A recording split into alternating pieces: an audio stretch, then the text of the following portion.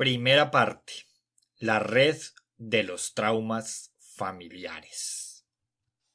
Capítulo 1. Traumas perdidos y encontrados. El pasado no muere nunca, ni siquiera ha pasado.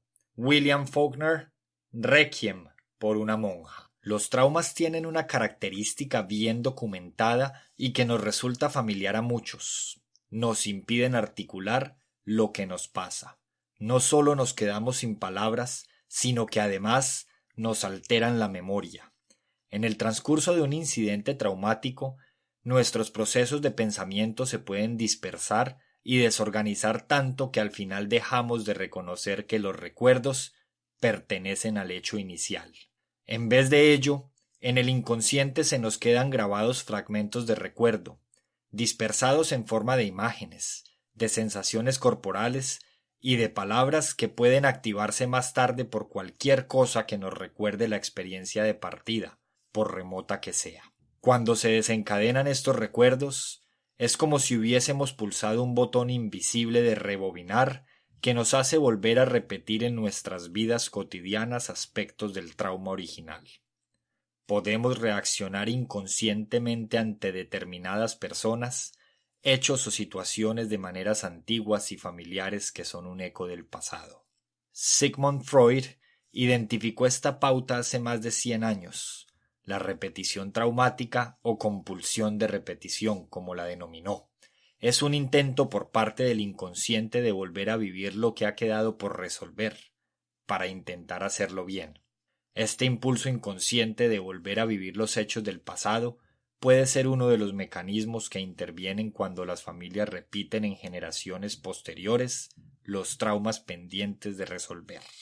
Carl Jung, contemporáneo de Freud, también creía que lo que queda inconsciente no se disuelve, sino que más bien vuelve a salir a relucir en nuestras vidas como si fuera nuestro destino o nuestra suerte. Dijo que todo lo que no es consciente lo viviremos como nuestro destino. Expresado de otro modo, tenderemos a seguir repitiendo nuestras pautas inconscientes hasta que las saquemos a la luz de la conciencia. Tanto Jung como Freud observaron que todo lo que es demasiado difícil de procesar no se desvanece por sí mismo, sino que se nos queda guardado en el inconsciente. Freud y Jung observaron cada uno por su cuenta que diversos fragmentos de experiencias vitales que habían quedado bloqueados, reprimidos o suprimidos volvían a aparecer en las palabras, en los gestos y en las conductas de sus pacientes. En el transcurso de las décadas siguientes, los psicoterapeutas interpretarían los indicios tales como lapsus lingüísticos, las tendencias a sufrir determinados accidentes o las imágenes de los sueños como mensajeros que iluminaban unas regiones de las vidas de sus pacientes en las que éstos no podían pensar ni expresarlas con palabras. Gracias a los últimos avances médicos en las técnicas de imagen, los investigadores han podido estudiar cuáles son las funciones cerebrales y corporales que fallan o quedan averiadas durante los episodios abrumadores. Bessel van der Kolk, un psiquiatra holandés conocido por sus investigaciones sobre el estrés postraumático, ha explicado que en el transcurso de un trauma se cierran tanto el centro del habla como el córtex prefrontal medio, que es la parte del cerebro que se encarga de que seamos conscientes del momento presente. Van der Kolk llama el terror mudo del trauma a la experiencia de quedarse sin palabras, que se da con frecuencia cuando las vías cerebrales del recuerdo quedan obstaculizadas en los periodos de amenaza o de peligro. Afirma, cuando las personas reviven sus experiencias traumáticas, los lóbulos centrales quedan afectados y en consecuencia al individuo le cuesta pensar y hablar. Ya no es capaz de comunicar con exactitud ni a los demás ni a sí mismo lo que está pasando. Pero no todo es silencio. Las palabras, las imágenes y los impulsos que se fragmentan tras un hecho traumático vuelven a surgir para formar un lenguaje secreto de nuestro sufrimiento que llevamos encima. No se pierde nada, sencillamente se han redirigido los trozos. Las nuevas tendencias de la psicoterapia empiezan a mirar más allá de los traumas del individuo para tener en cuenta en el cuadro general los hechos traumáticos de la historia familiar y social, las tragedias de diversos tipos e intensidades, como el abandono, el suicidio y la guerra, o la muerte temprana de un hijo, de un padre o de un hermano, pueden producir unas ondas sísmicas de aflicción que se transmiten de generación en generación. Los últimos avances en los campos de la biología celular, la neurociencia, la epigenética y la psicología del desarrollo recalcan la importancia de explorar la historia familiar remontándose a un mínimo de 3 generaciones si queremos entender los mecanismos subyacentes a las pautas de traumas y sufrimientos que se repiten. El caso que expondré a continuación nos presenta un ejemplo muy notable de ello. Cuando vi a Jesse por primera vez, este llevaba más de un año sin dormir una noche entera. El insomnio que padecía se le apreciaba en las ojeras, pero la inexpresividad de su mirada daba a entender que existía una historia más profunda. Aunque Jesse solo tenía 20 años, aparentaba 10 más como mínimo. Se derrumbó en mi sofá como si las piernas ya no lo sostuvieran. Jesse me explicó que había sido deportista destacado y estudiante de sobresalientes, pero que con el insomnio pertinaz había caído en una espiral persistente de depresión y de desánimo. A consecuencia de ello, había tenido que dejar los estudios universitarios, lo cual a su vez le había hecho perder la beca deportiva como jugador de béisbol que tanto le había costado ganar. Buscaba desesperadamente a alguien que pudiera ayudarle a orientar su vida de nuevo. En el último año había acudido a 3 médicos, 2 psicólogos, una clínica del sueño y un naturópata. Según me contó con voz monótona, ninguno de ellos había sido capaz de brindarle ninguna ayuda, ni ninguna idea tangible. Jesse, que me relataba su caso sin apenas levantar la vista del suelo, me confesó que estaba al límite de sus fuerzas. Cuando le pregunté si tenía alguna idea sobre qué podía haberle desencadenado el insomnio, negó con la cabeza. Me dijo que había dormido bien siempre, hasta que una noche, poco después del día en que cumplió los 19 años, se despertó de pronto a las 3:30 de la madrugada. Estaba helado, tiritaba y era incapaz de entrar en calor por ningún medio. 3 horas más tarde y después de haberse echado varias mantas más, Jesse seguía despierto del todo. No solo tenía frío y estaba cansado, sino que lo dominaba un miedo extraño que no había sentido nunca hasta entonces. El miedo a que le sucediera algo horrible si se permitía quedarse dormido. Si me duermo no volveré a despertarme. Cada vez que sentía que empezaba a dormir, el miedo volvía a sobresaltarlo para despertarlo de nuevo. Esta pauta se le repitió a la noche siguiente y a la otra. El insomnio no tardó en convertírsele en un suplicio cotidiano. Aunque Jesse sabía que su miedo era irracional, se sentía incapaz de ponerle fin. Escuché a Jesse con atención. Lo que más me llamaba la atención era un detalle poco común. Había dicho que poco antes del primer episodio había sentido mucho frío, que se sentía helado. Empecé a explorar con Jesse este aspecto y le pregunté si alguien de su familia paterna o materna había tenido algún trauma que tuviera que ver con estar frío, o dormido, o con cumplir los 19.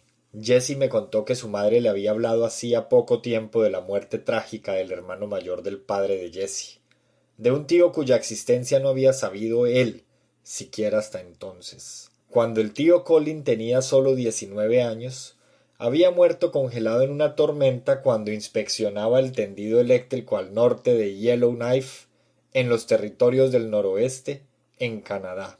Su lucha por seguir adelante había quedado reproducida en las huellas que había dejado en la nieve. Lo habían encontrado por fin tendido boca abajo, en una ventisca, inconsciente por la hipotermia. Su muerte había sido una tragedia tan grande que en la familia no habían vuelto a pronunciar su nombre. Ahora, 3 décadas más tarde, Jesse estaba volviendo a vivir de manera inconsciente aspectos de la muerte de Colin, más concretamente, el terror a dejarse caer en la inconsciencia. Para Colin, aquel dejarse caer había significado la muerte. Jesse debía de sentir lo mismo respecto a quedarse dormido. Entender esta relación fue un hito para Jesse. Cuando hubo comprendido que su insomnio procedía de un hecho que había tenido lugar 30 años antes, su miedo a quedarse dormido tuvo por fin una explicación. Ya podía emprender el proceso de la curación. Jesse aplicó unas herramientas que aprendió trabajando conmigo y que explicaré con detalle en este libro, y pudo desembarazarse del trauma que había sufrido un tío suyo, al que no había llegado a conocer, pero cuyo terror había asumido él inconscientemente como propio. Jesse no solo se sintió liberado por la niebla espesa del insomnio, sino que alcanzó un sentimiento más profundo de conexión con su familia actual y pasada. Los científicos que intentan dar explicación a casos como el de Jesse ya son capaces de identificar biomarcadores, señales tangibles de que los traumas pueden transmitirse de una generación a la siguiente y de que, en efecto, se transmiten. Rachel Yehuda, profesora de psiquiatría y neurociencia en la Facultad de Medicina Mount Sinai de Nueva York, es una de las grandes expertas mundiales en el trastorno de estrés postraumático y verdadera pionera en este terreno. Yehuda ha examinado en múltiples estudios la neurobiología del trastorno de estrés postraumático en los supervivientes del Holocausto y en sus hijos. En concreto, sus investigaciones sobre el cortisol, la hormona del estrés que ayuda a nuestro cuerpo a volver a la normalidad después de haber sufrido un trauma, y sobre sus efectos sobre la función cerebral han revolucionado a nivel mundial el entendimiento del trastorno de estrés postraumático y su tratamiento. Las personas con trastorno de estrés postraumático vuelven a vivir sensaciones y sentimientos asociados a un trauma a pesar de que el trauma se produjo en el pasado. Entre sus síntomas se cuentan la depresión, la ansiedad, la insensibilidad, el insomnio, las pesadillas, los pensamientos aterradores y la tendencia a sobresaltarse o a estar con los nervios de punta. Yehuda y su equipo observaron que los hijos de supervivientes del Holocausto que tenían trastorno de estrés postraumático nacían con niveles de cortisol bajos, semejantes a los de sus padres, con lo que estaban predispuestos a volver a vivir los síntomas de trastorno de estrés postraumático de la generación anterior. El descubrimiento de que las personas que han sufrido un hecho traumático agudo tienen niveles de cortisol bajos ha sido polémico, pues se opone al concepto establecido de que el estrés está asociado a niveles elevados de cortisol. Más concretamente, en casos de trastorno de estrés postraumático crónico, se puede reprimir la reproducción de cortisol, lo que contribuye a la presencia de los bajos niveles observados tanto en los supervivientes como en sus hijos. Yehuda detectó niveles de cortisol igualmente bajos en los veteranos de guerra, así como en las madres embarazadas que sufrieron trastorno de estrés postraumático tras los atentados contra las Torres Gemelas y en sus hijos. No solo observó que los supervivientes que participaban en su estudio producían menos cortisol, característica que podían transmitir también a sus hijos, sino que añade que varios trastornos psiquiátricos relacionados con el estrés, entre ellos el trastorno de estrés postraumático, el síndrome del dolor crónico y el síndrome de la fatiga crónica, están asociados a niveles bajos de cortisol en sangre. Es interesante que de un 50 a un 70% de los pacientes con trastorno de estrés postraumático cumplan también los criterios que permitirían diagnosticarles una depresión aguda u otro trastorno del estado de ánimo o de ansiedad. Las investigaciones de Yehuda ponen de manifiesto que tú y yo tenemos el triple de probabilidades de tener síntomas de trastorno de estrés postraumático si nuestro padre o nuestra madre tuvieron trastorno de estrés postraumático y que es probable que padezcamos depresión o ansiedad a consecuencia de ello. Yehuda cree que este tipo de trastorno de estrés postraumático se hereda, más que transmitirse por haber escuchado los hijos los relatos de las penalidades de los padres. Yehuda fue una de las primeras personas en demostrar que los descendientes de los supervivientes portan los síntomas físicos y emocionales de unos traumas que ellos no han vivido directamente. Así sucedió en el caso de Gretchen, quien pasó años tomando antidepresivos, asistiendo a sesiones de psicoterapia personal y de grupo, y probando diversos enfoques cognitivos para mitigar los efectos del estrés. A pesar de todo ello, sus síntomas de depresión y de ansiedad seguían igual. Gretchen me dijo que ya no tenía ganas de vivir. Llevaba padeciendo desde siempre, que ella recordase, unas emociones que eran tan intensas que apenas era capaz de soportar sus embates cuando le invadían el cuerpo. Gretchen había ingresado varias veces en un hospital psiquiátrico, donde le diagnosticaron un trastorno bipolar con ansiedad aguda. La medicación le aportaba algún alivio, pero sin llegar a mitigar los potentes impulsos suicidas que vivían dentro de ella. De adolescente se autolesionaba quemándose con la punta de un cigarrillo. Gretchen tenía ya 39 años y estaba harta. Me dijo que su depresión y su ansiedad le habían impedido casarse y tener hijos. Me explicó, con voz sorprendentemente tranquila, que pensaba suicidarse antes de su próximo cumpleaños. Escuchando a Gretchen, tuve una fuerte impresión de que en su historia familiar debía de existir un trauma importante. He observado que en estos casos es esencial prestar gran atención a las palabras que se pronuncian, para encontrar en ellas pistas que apunten al hecho traumático que está detrás de los síntomas del paciente. Cuando pregunté a Gretchen cómo tenía pensado suicidarse, me dijo que iba a evaporarse. Aunque esto puede resultar incomprensible a primera vista, lo que pensaba era literalmente arrojarse a una cuba de acero fundido, en los altos hornos donde trabajaba su hermano. Mi cuerpo se incinerará en cuestión de segundos, aún antes de haber llegado al fondo, me dijo, mirándome fijamente a los ojos. La falta de emoción con que me dijo estas palabras me impresionó. Parecía que sus sentimientos subyacentes habían quedado enterrados muy hondos. Al mismo tiempo, me llamaron la atención las palabras evaporarse e incinerarse. Como he trabajado con muchos hijos y nietos de familias que sufrieron las consecuencias del Holocausto, he aprendido a dejarme guiar por sus palabras. Le pregunté si tenía familiares judíos o que hubieran participado en el Holocausto. Gretchen me dijo que no en un primer momento, pero después se desdijo y recordó la historia de su abuela. Esta había nacido en Polonia en el seno de una familia judía, pero se había convertido al catolicismo cuando emigró a los Estados Unidos y se casó con el abuelo de Gretchen en 1946. 2 años antes, toda la familia de la abuela había perecido en los hornos de Auschwitz. Literalmente, los habían gaseado, es decir, inundado de vapores venenosos y los habían incinerado. Ningún familiar próximo de Gretchen hablaba nunca con su abuela de la guerra, ni de la suerte que habían corrido sus hermanos y sus padres. En vez de ello, como suele suceder en casos de traumas tan extremos, el tema se evitaba por completo. Gretchen conocía a grandes rasgos su historia familiar, pero no la había relacionado nunca con su propia ansiedad y depresión. Yo vi con claridad que las palabras que empleaba y los sentimientos que describían no salían de ella, sino que en realidad tenían su origen en la abuela de Gretchen y en los familiares de ésta que habían perdido la vida. Expliqué esta relación a Gretchen, que me escuchó con gran atención. Abría mucho los ojos y le asomaba el color a las mejillas. Me daba cuenta de que lo que le decía le llegaba hondo. Gretchen tenía por fin una explicación de sus sufrimientos que le parecía comprensible.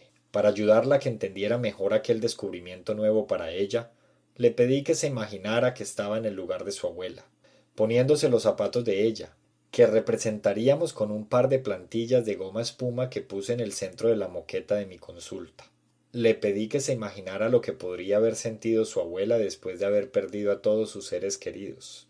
Para ir un poco más allá, le pregunté si sería capaz de ponerse literalmente sobre las plantillas en la piel de su abuela y de sentir los sentimientos de su abuela en su propio cuerpo. Gretchen dijo que tenía sensaciones abrumadoras de pérdida y de duelo, de soledad y de aislamiento. También tenía el sentimiento profundo de culpabilidad que se da en muchos supervivientes, la culpabilidad de haber salido con vida después de que mataran a tantos seres queridos. Para procesar un trauma, a los pacientes les suele resultar útil pasar por una vivencia directa de los sentimientos y sensaciones que han mantenido sumergidos en su cuerpo. Cuando Gretchen fue capaz de acceder a estas sensaciones, se dio cuenta de que su deseo de aniquilarse a sí misma estaba entrelazado estrechamente con sus familiares perdidos. Comprendió también que había asumido algunos elementos del deseo de muerte de su abuela. Cuando Gretchen fue asimilando estos descubrimientos y empezó a ver su historia familiar bajo una luz nueva, su cuerpo empezó a ablandarse, como si pudiera relajar por fin una enorme tensión interna que albergaba desde hacía mucho tiempo. Como en el caso de Jessie, el reconocimiento por parte de Gretchen de que su trauma estaba enterrado en la historia callada de su familia no fue más que un primer paso en su proceso de curación. Entender una cosa a nivel intelectual no suele bastar por sí misma para que se produzca un cambio perdurable. Suele ser preciso que esta conciencia se acompañe de una experiencia visceral y que se sienta de manera honda. Exploraremos con mayor detalle los modos de integrar plenamente la curación para poder soltar por fin las heridas de las generaciones pasadas. Un legado familiar inesperado. Un muchacho puede tener las piernas largas de su padre y una chica puede tener la nariz de su madre. Pero lo que había heredado Jessie era el miedo de su tío a no volver a despertarse, y Gretchen llevaba encima, en su depresión, la historia de su familia durante el Holocausto. Dentro de cada uno de ellos dormían fragmentos de unos traumas que eran demasiado grandes para poder resolverlos en una sola generación. Cuando los miedos de nuestra familia han vivido traumas insoportables o han padecido sentimientos inmensos de culpa o de duelo, las sensaciones pueden ser abrumadoras y llegar más allá de lo que esas personas han sido capaces de afrontar o de resolver. Así es la naturaleza humana. Cuando el dolor es demasiado grande, las personas tienden a evitarlo, pero cuando bloqueamos los sentimientos, estamos truncando, sin saberlo, el proceso necesario de curación que puede llevarnos hasta una liberación natural. A veces el dolor queda sumergido hasta que puede encontrar una vía para manifestarse o resolverse. Esta manifestación del dolor suele producirse en las generaciones siguientes y puede surgir en forma de síntomas de difícil explicación. En el caso de Jessie, el frío y los temblores incontrolados no aparecieron hasta que éste alcanzó la misma edad que tenía su tío Colin cuando murió congelado. En el de Gretchen, la desesperación angustiada y los impulsos suicidas de su abuela la habían acompañado desde siempre que ella recordara.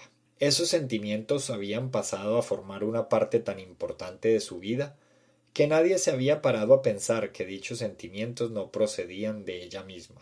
Nuestra sociedad actual no nos brinda muchas opciones para ayudar a quienes cargan con restos de traumas familiares heredados, como Jessie y Gretchen. Lo más habitual es que estas personas consulten a un médico, a un psicólogo o a un psiquiatra y reciban medicación, terapia o una combinación de ambas cosas. Pero, si bien estas vías pueden darles algún alivio, generalmente no les proporcionan una solución completa. No todos tenemos en nuestra historia familiar traumas tan dramáticos como los de Gretchen y Jessie. Sin embargo, otros hechos tales como la muerte de un progenitor o de un recién nacido, la entrega en adopción de un niño, la pérdida de un hogar o incluso la falta de la atención de una madre pueden tener el efecto de hundir los muros del apoyo y de obstaculizar el flujo del amor en nuestra familia. Una vez que tenemos a la vista los orígenes de estos traumas, podemos cerrar por fin las pautas familiares que tanto han perdurado. Es importante advertir que no todos los efectos de los traumas son negativos. En el capítulo siguiente estudiaremos los cambios epigenéticos, es decir, las modificaciones químicas que se producen en nuestras células a consecuencia de un hecho traumático. Según Rachel Yehuda, los cambios epigenéticos tienen el propósito de ampliar la gama de modos en que reaccionamos en las situaciones de estrés, lo cual es positivo según dicha autora. Yehuda pregunta: ¿con quién preferirías estar en un campo de batalla? ¿Con alguien que ya ha pasado por adversidades y sabe defenderse? ¿O con alguien que no ha tenido que luchar nunca? Dice también que, cuando hemos entendido para qué sirven los cambios biológicos producidos por el estrés, podemos desarrollar un modo mejor de explicarnos a nosotros mismos nuestras verdaderas capacidades y potencialidades.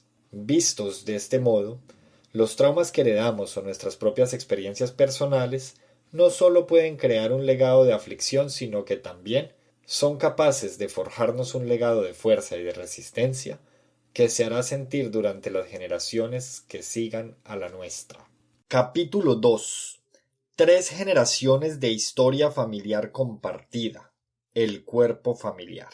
Tengo la sensación poderosa de que me encuentro sometido a la influencia de cosas o de cuestiones que quedaron incompletas y sin que les dieran respuesta a mis padres, mis abuelos y otros antepasados míos más lejanos. Suele parecer que en el seno de una familia hay un karma impersonal que se transmite de padres a hijos. A mí me ha parecido siempre que yo tenía que completar, o que continuar quizá, cosas que habían dejado a medias las generaciones anteriores. Carl Jung, Recuerdos, Sueños, Pensamientos. La historia que compartes con tu familia comenzó aún antes de que te concibieran. En tu forma biológica más temprana, la de óvulo no fertilizado, ya estás compartiendo un entorno celular con tu madre y con tu abuela. Cuando tu abuela estaba embarazada de 5 meses de tu madre, ya estaba presente en los ovarios de tu madre la célula precursora del óvulo del que te desarrollaste tú. Esto significa que, antes de que naciera tu madre siquiera, ya estabais en un mismo cuerpo tu abuela, tu madre y los primeros indicios de ti mismo. 3 generaciones compartíais un mismo entorno biológico. Esta idea no es nueva, pues aparece en los manuales de embriología desde hace mucho más de un siglo. También puedes remontar tu concepción de manera similar por línea paterna. Las células precursoras del espermatozoide del que te desarrollaste ya estaban presentes en tu padre cuando éste era un feto en el vientre de su madre. Gracias a los nuevos conocimientos que nos están aportando los estudios de Yehuda y de otros autores sobre los modos en que se puede heredar el estrés, podemos empezar a trazar cómo se pueden transmitir los residuos biológicos de los traumas que vivió tu abuela, con consecuencias de amplio alcance. No obstante, existen diferencias biológicas significativas entre la evolución del óvulo y la de los espermatozoides. Los espermatozoides de tu padre siguieron multiplicándose desde que éste llegó a la pubertad, mientras que tu madre nació ya con su provisión de óvulos para toda la vida.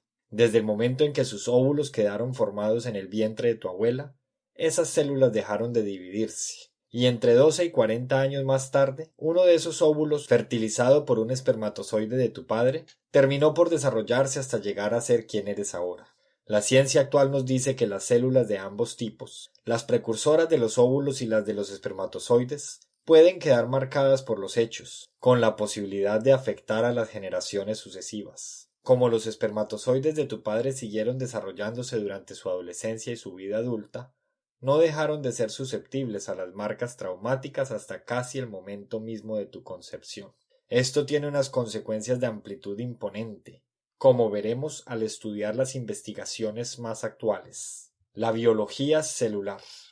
Los científicos creían antes que los genes de nuestros padres trazaban el modelo a partir del cual nos construíamos, y que sólo nos hacían falta las dosis adecuadas de orientación y de nutrición para que nos desarrollásemos impecablemente según el plano. Pero ahora sabemos que nuestro plano genético no es más que el punto de partida, pues las influencias del entorno empiezan a moldearnos emocional, psicológica y biológicamente, incluso desde el momento de nuestra concepción, y este proceso de moldeado prosigue a lo largo de nuestras vidas. Bruce Lipton, pionero de la biología celular, ha demostrado que los pensamientos, creencias y emociones positivos y negativos pueden afectar a nuestro ADN. El Dr. Lipton, en calidad de profesor y de investigador en una facultad de medicina, estudió durante varias décadas los mecanismos por los que las células reciben y procesan la información. Siendo profesor e investigador en la Universidad de Stanford entre 1987 y 1992, demostró que las señales del entorno podían actuar a través de la membrana celular y controlar la conducta y la fisiología de la célula, lo que a su vez podía activar un gen o silenciarlo.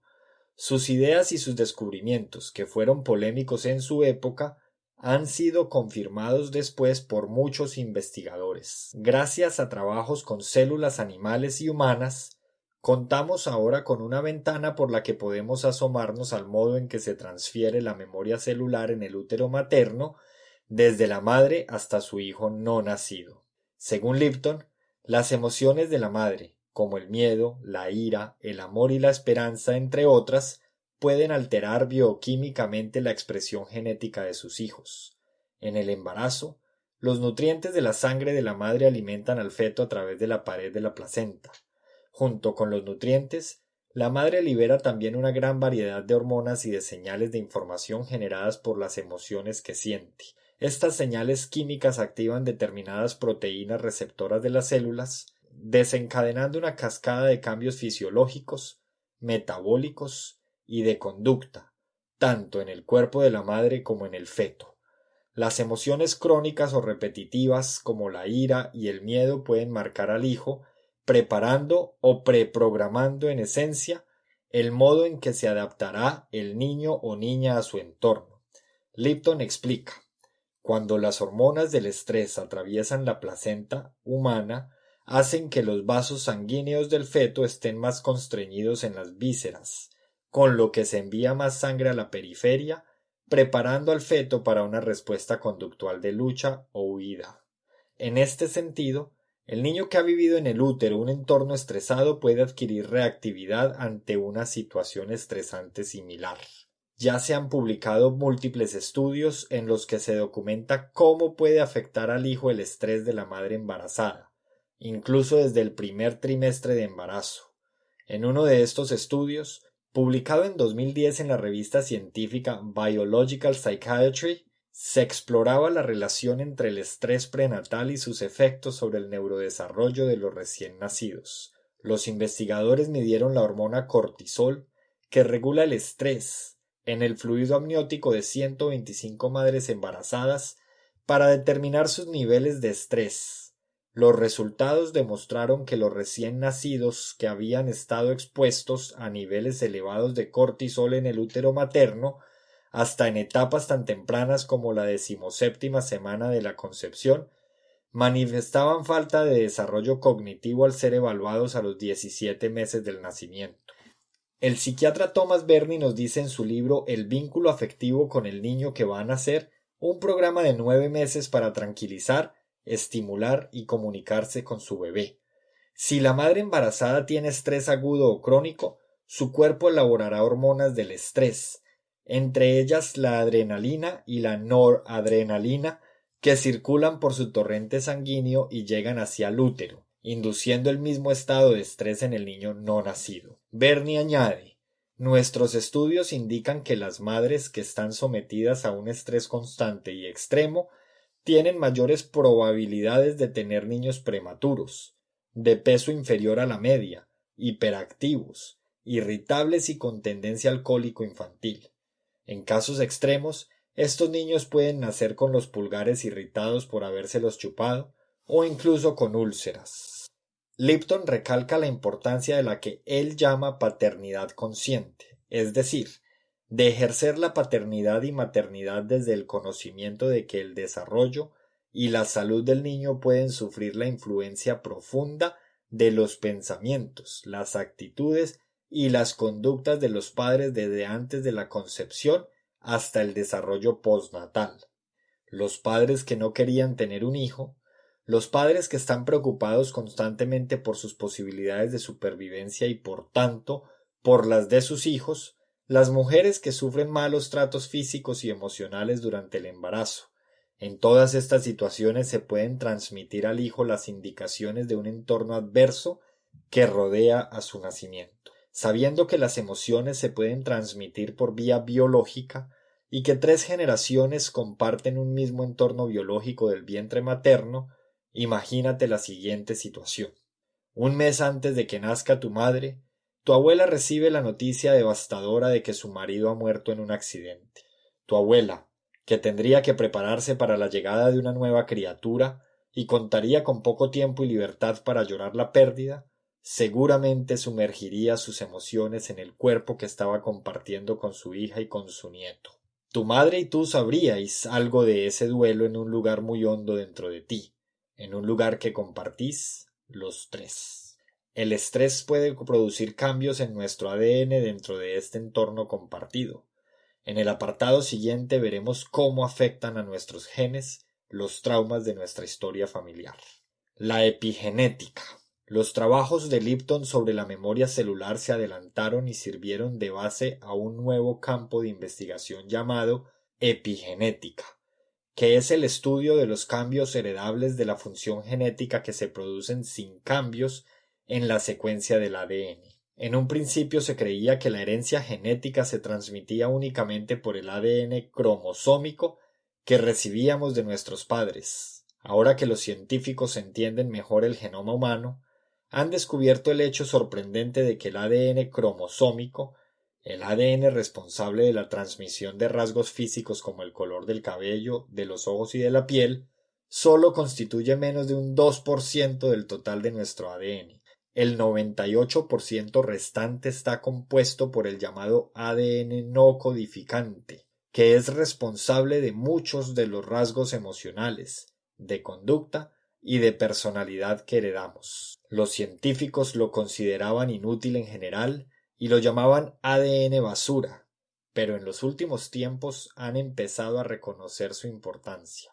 Es interesante que, cuanto más complejo es un organismo, mayor es su porcentaje de ADN no codificante, y los seres humanos tenemos el porcentaje más elevado de todos.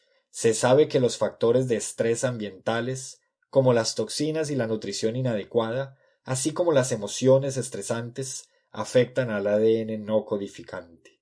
El ADN afectado transmite información que nos sirve para prepararnos para la vida fuera del vientre materno, dotándonos de los rasgos concretos que necesitaremos para adaptarnos a nuestro entorno.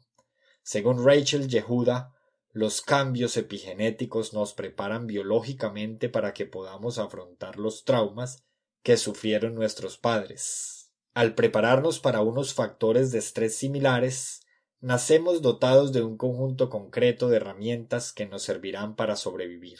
Esto es bueno por una parte. Nacemos con un conjunto intrínseco de habilidades, con una resistencia medioambiental como la llama Yehuda, que nos permite adaptarnos a las situaciones estresantes. Pero por otra parte, estas adaptaciones heredadas también pueden ser dañinas. Por ejemplo, el hijo de un padre que vivió en una zona de guerra en los primeros años de su vida puede heredar el impulso de contraerse bruscamente como reacción ante un ruido fuerte repentino. Aunque este instinto sería útil ante la amenaza de las bombas, unas reacciones de alarma tan agudizadas pueden mantener a la persona en un estado de alta reactividad, aunque no haya ningún peligro. En tal caso existiría una falta de coherencia entre la preparación epigenética del niño y su entorno real. Este desequilibrio podría predisponer a la persona a sufrir trastornos de estrés y enfermedades en su vida posterior. Estos cambios adaptativos se producen por medio de señales químicas en las células, llamadas etiquetas epigenéticas, que se adhieren al ADN y dicen a la célula que active o que silencie un gen determinado. En el entorno externo hay algo que afecta al entorno interno, y cuando menos te lo esperas, un gen ya está funcionando de manera distinta, dice Yehuda. La secuencia del ADN en sí no varía, pero su expresión sí cambia a causa de las etiquetas epigenéticas. Las investigaciones han demostrado que las etiquetas epigenéticas pueden marcar diferencias en el modo en que regulamos el estrés en etapas posteriores de la vida. Los científicos creían que los efectos del estrés quedaban borrados en las células precursoras de los espermatozoides y los óvulos antes de que pudiera afectar a la generación siguiente ninguna información epigenética, como cuando se borran los datos en el disco duro de un ordenador. Pero los científicos han demostrado recientemente que determinadas etiquetas epigenéticas se escapan de este proceso de reprogramación y se transmiten, en efecto, a las células precursoras de los óvulos y los espermatozoides que un día se convertirán en nosotros. La etiqueta epigenética más común es la metilación del ADN, proceso por el que se bloquea la fijación de las proteínas a un gen, suprimiendo la expresión del mismo. La metilación del ADN puede afectar a nuestra salud de manera positiva o adversa, bloqueando en posición de apagado genes útiles o dañinos. Los investigadores han observado que, cuando se produce un factor de estrés o un trauma, se dan irregularidades de la metilación del ADN que se pueden transmitir a generaciones posteriores, junto con una predisposición a problemas de la salud física o emocional. Otro mecanismo epigenético que desempeña un papel significativo en la regulación de los genes es la pequeña molécula de ARN no codificante llamada microARN. Tal como sucede en la metilación del ADN, las irregularidades de los niveles de microARN pueden afectar a la expresión de los genes en múltiples generaciones. Entre los muchos genes a los que afecta el estrés se cuentan el CRF1 y el CRF2, receptores de hormona liberadora de la corticotropina 1 y 2. Se han observado niveles elevados de estos genes en personas con depresión y ansiedad. Los genes CRF1 y CRF2 se pueden heredar de las madres estresadas que tienen estos niveles elevados. Los científicos han documentado otros muchos genes a los que pueden afectar también los traumas que se viven en etapas tempranas de la vida. Nuestras investigaciones demuestran que los genes conservan algún recuerdo de sus experiencias pasadas, afirma el doctor Jamie Hackett de la Universidad de Cambridge.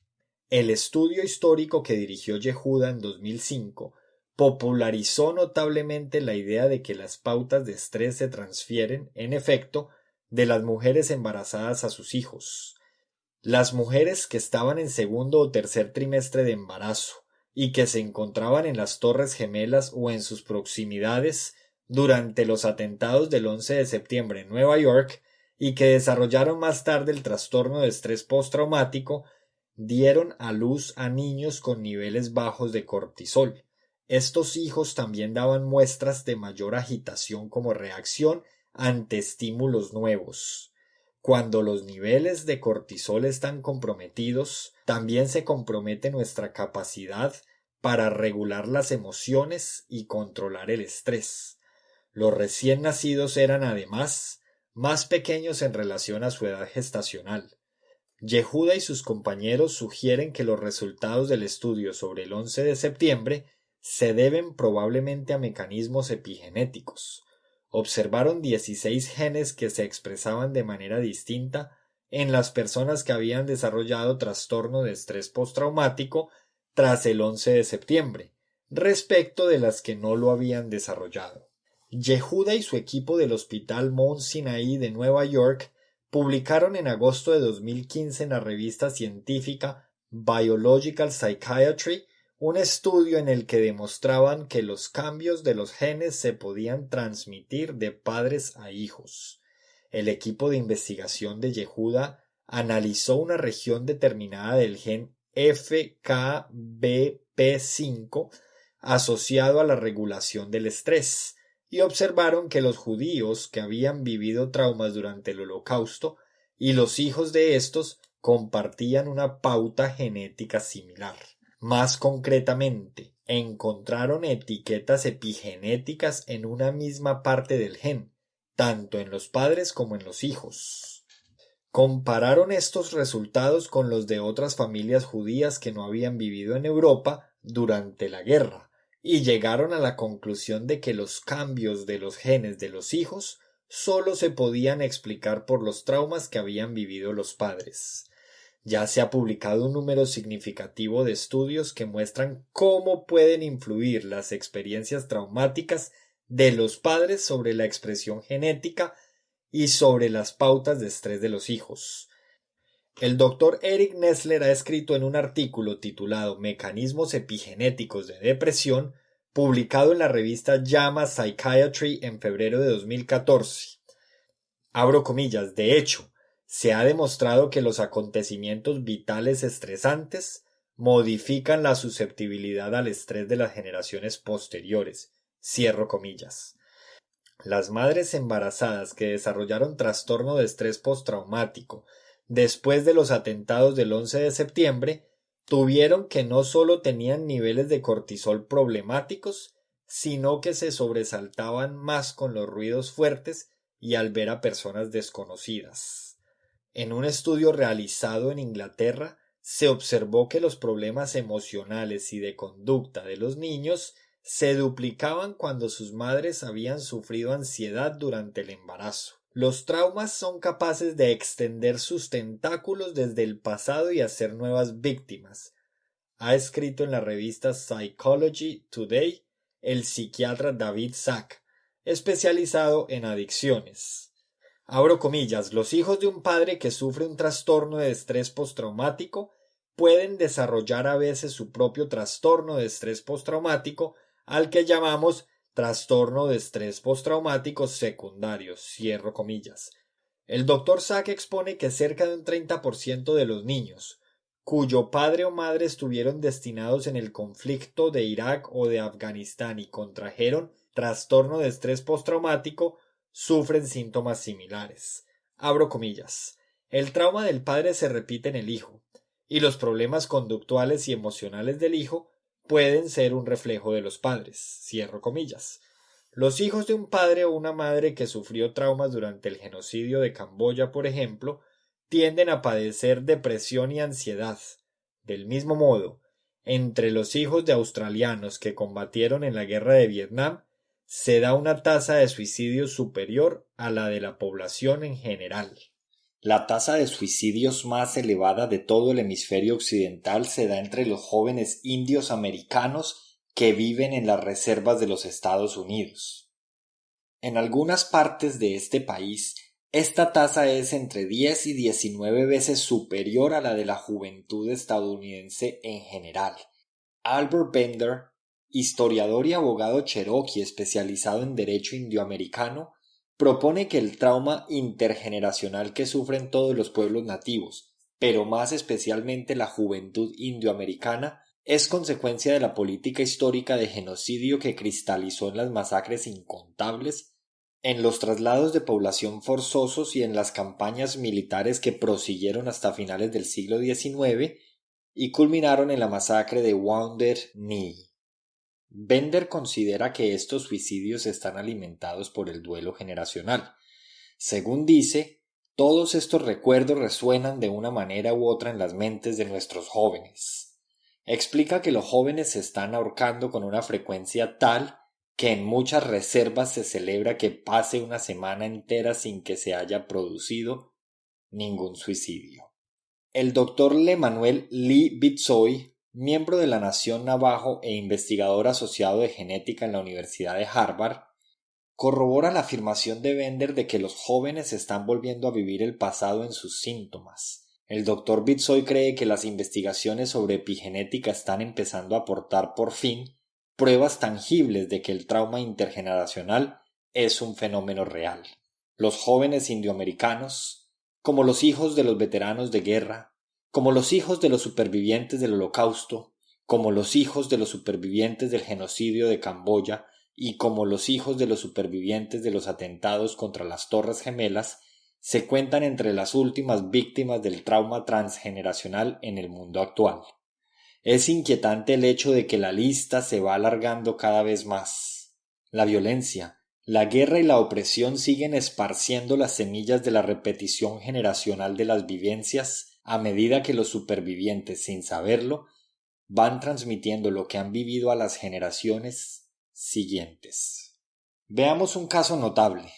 Muchos jóvenes que nacieron en Ruanda después de 1994 y por tanto no llegaron a presenciar de primera mano la matanza sin sentido de 800,000 personas, tienen los mismos síntomas de estrés postraumático que los que sí fueron testigos de aquella violencia y salieron vivos de ella. Los jóvenes ruandeses afirman que padecen sentimientos de ansiedad intensa y visiones obsesivas, semejantes a los horrores que tuvieron lugar aún antes de que nacieran ellos. Es un fenómeno que cabía esperar. Todo lo que no se dice, se transmite, afirma el psiquiatra Naasón Munyandamutsa. Incluso los hijos de familias que no sufrieron la violencia han quedado afectados de manera similar, por lo que el psiquiatra Rutakayile Visosa llama un contagio del subconsciente colectivo.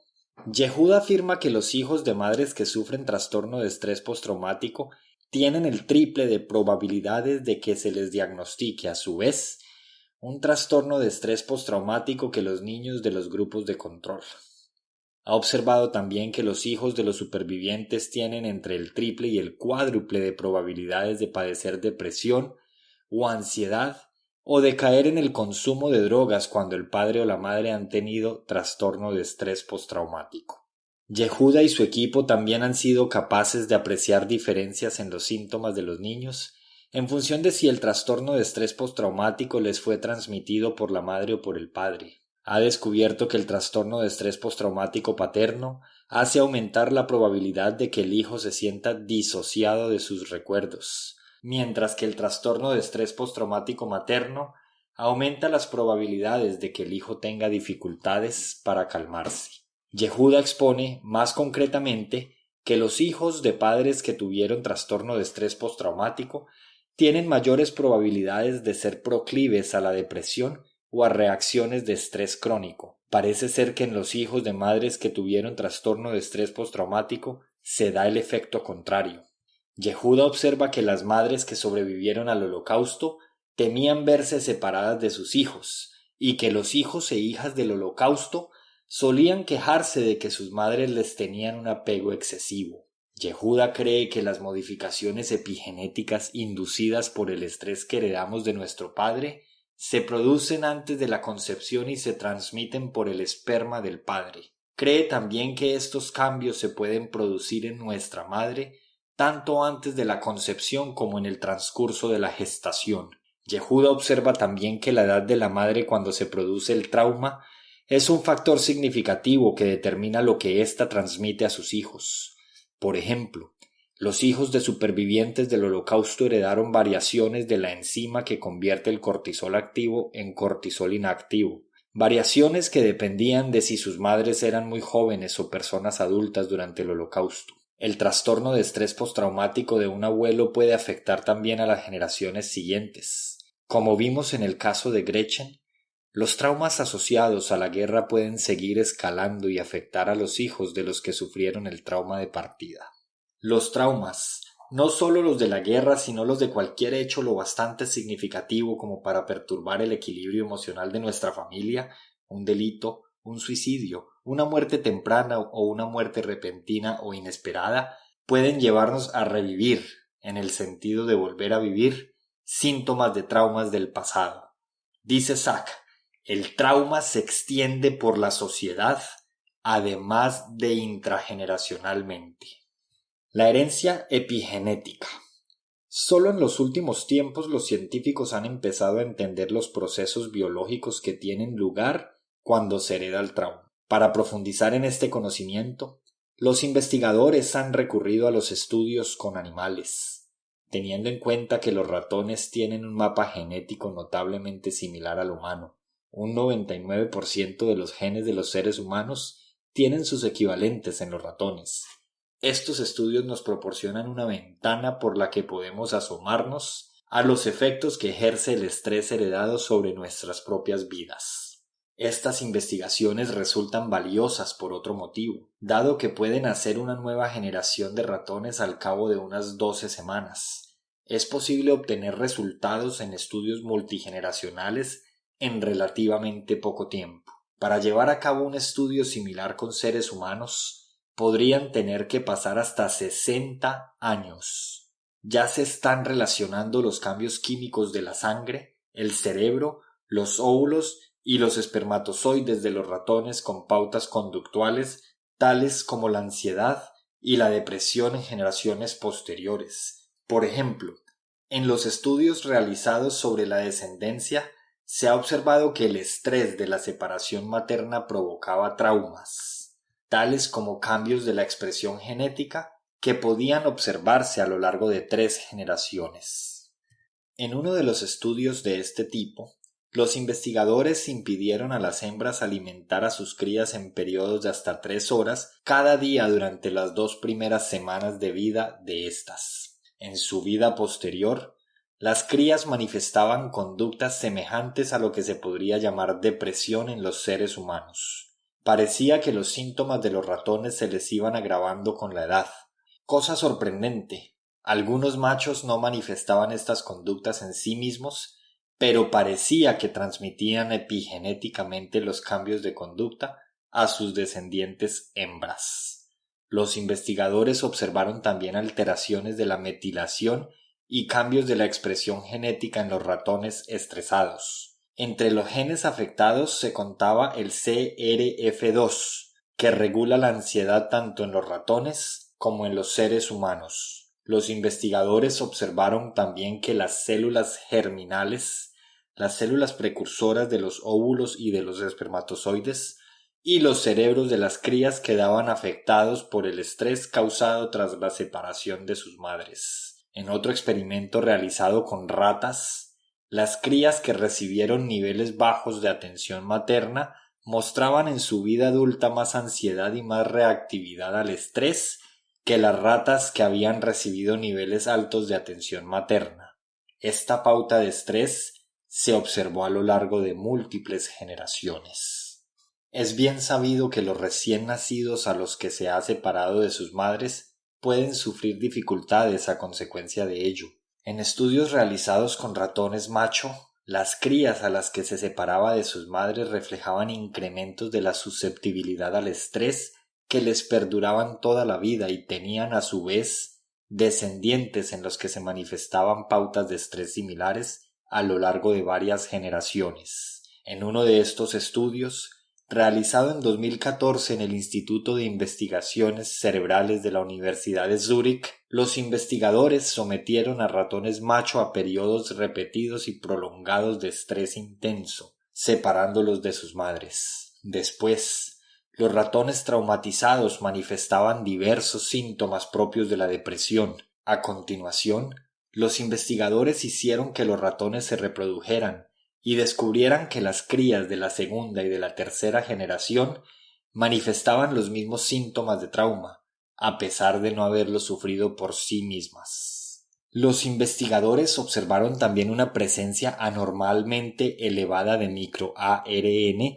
en el esperma, la sangre y el hipocampo de los ratones traumatizados. El hipocampo es una región cerebral que interviene en las reacciones al estrés. También se descubrieron niveles anormales de microARN en la sangre y en el hipocampo de los ratones de la segunda generación. Aunque los ratones de la tercera generación manifestaban los mismos síntomas de trauma que sus padres y abuelos, no se detectaron en ellos niveles elevados de microARN, por lo que los investigadores especularon que los cambios conductuales debidos a un hecho traumático pueden manifestarse a lo largo de 3 generaciones, pero quizá no pasen de allí. Con el desequilibrio de los microARN en el esperma, hemos descubierto un factor clave por el cual se puede transmitir el trauma, explica Isabel Mansuy, coautora del estudio.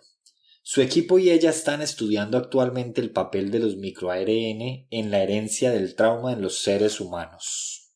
Mansuy y sus compañeros han publicado después, en 2016, un estudio en el que pudieron demostrar que los síntomas del trauma podían invertirse en los ratones que habían vivido como adulto en un entorno positivo de bajo estrés. No solo mejoraba la conducta de los ratones, sino que también se producían en ellos cambios de la meditación del ADN, lo que impedía que se transmitieran los síntomas a la generación siguiente. Este estudio tiene unas consecuencias especialmente importantes.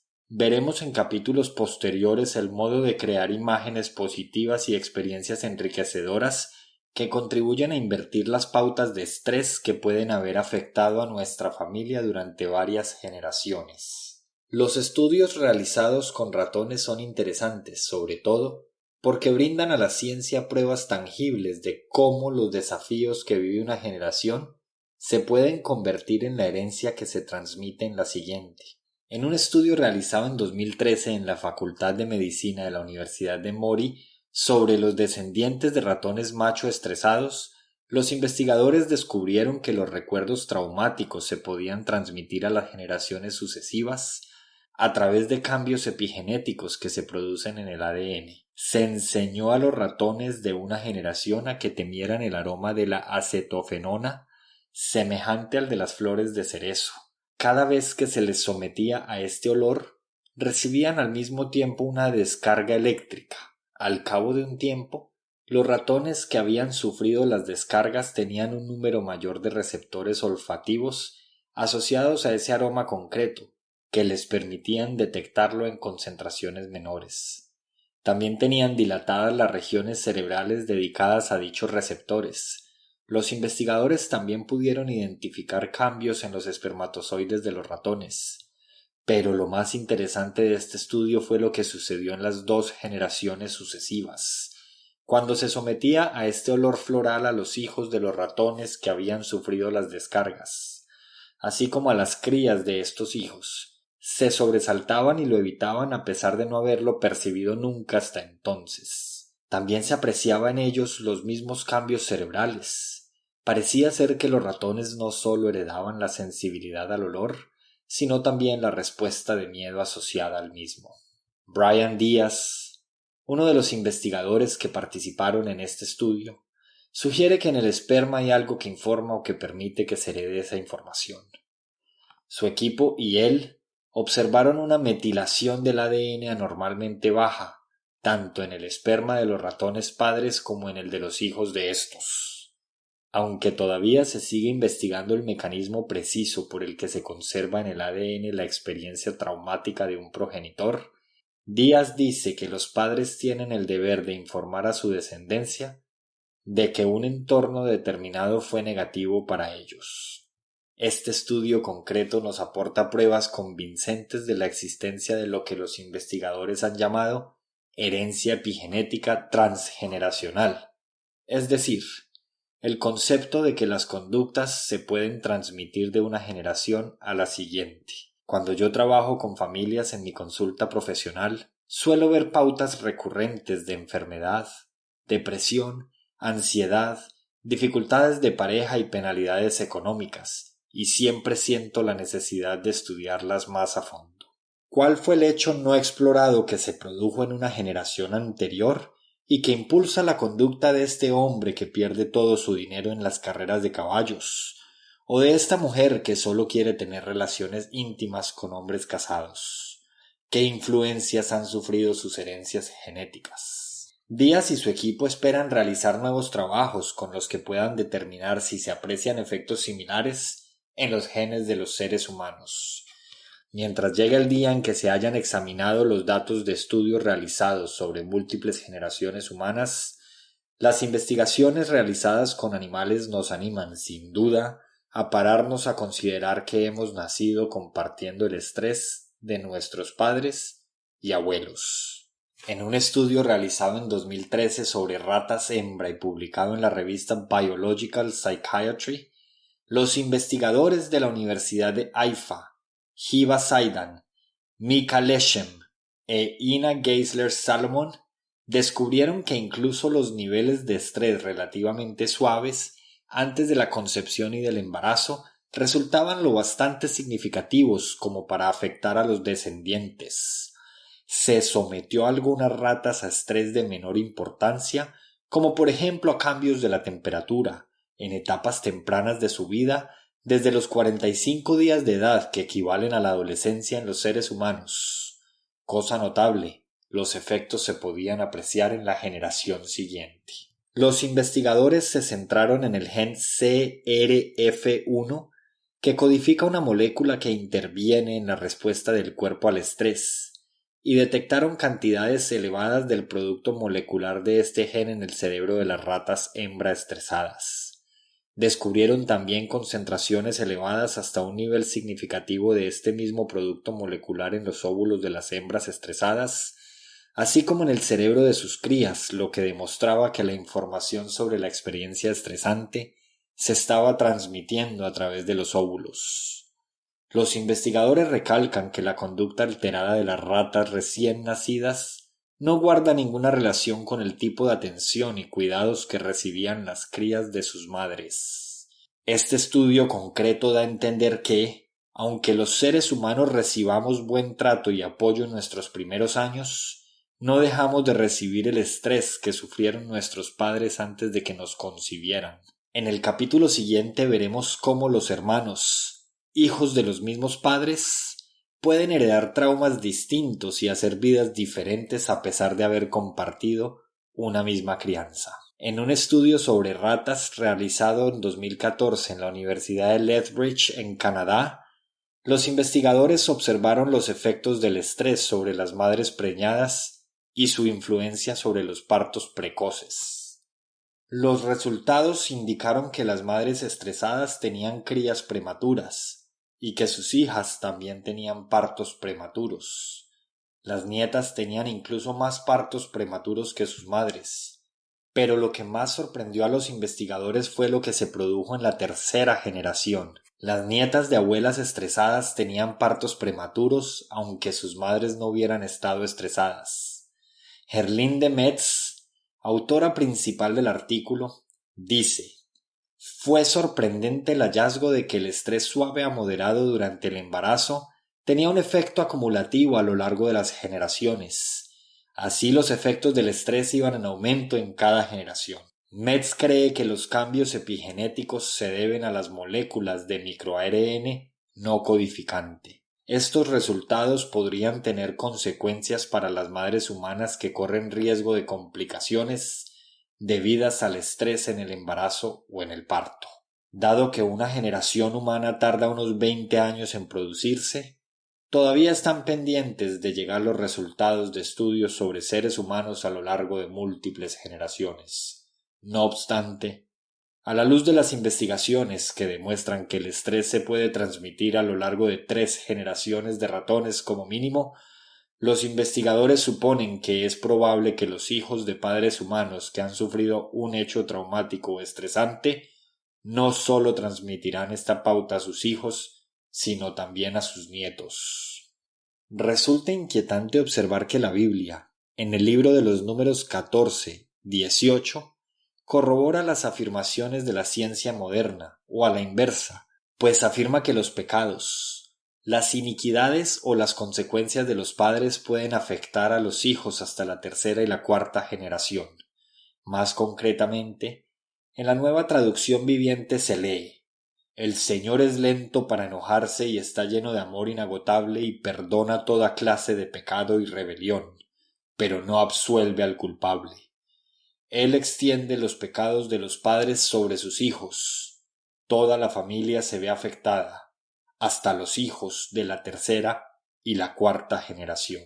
Cuando se vayan publicando nuevos descubrimientos en el campo de la epigenética, es posible que las nuevas informaciones sobre el modo de mitigar los efectos transgeneracionales de los traumas se apliquen de manera generalizada. Los investigadores están descubriendo que nuestros pensamientos, nuestras imágenes interiores y las prácticas diarias como la visualización y la meditación pueden cambiar el modo de expresarse de nuestros genes. Estudiaremos con mayor detalle esta idea en el capítulo siguiente.